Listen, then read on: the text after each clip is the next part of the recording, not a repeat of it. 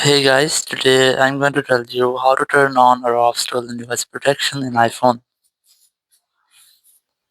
If you are using any iPhone and you want to turn on or off your stolen device protection, so let's see how can you do that. You just have to simply open your settings app. Now in settings, very first I recommend you have to check for software updates. You go for general, go for software update, and here you just have to make sure that your software is up to date. There's no any pending updates for your software. If you find this try to update your software, after updating software, just go back and here go to privacy and security, then go to location services, enable location services, then scroll down and look for system services, select this. Further scroll down and look for significant location and routes, select this and verify yourself using your Face ID or your iPhone passcode. And here you have to enable this toggle to enable significant locations in your iPhone.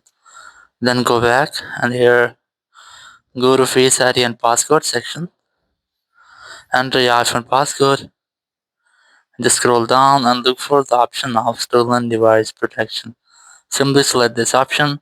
Now you can easily enable this from here by verifying your Face ID. Then for disable it, you just have to disable this toggle, then verify your Face ID, and here you have to tap on this start security delay option. So it will start a timer of almost 1 hour. So this time this turn option here. So you have to avoid to restart your phone until the timer completes. So after the security delay, when it's complete, you can easily turn it off. So in this way, you can easily turn on or off stolen device protection. Thank you very much for watching the video. Until next video, bye bye.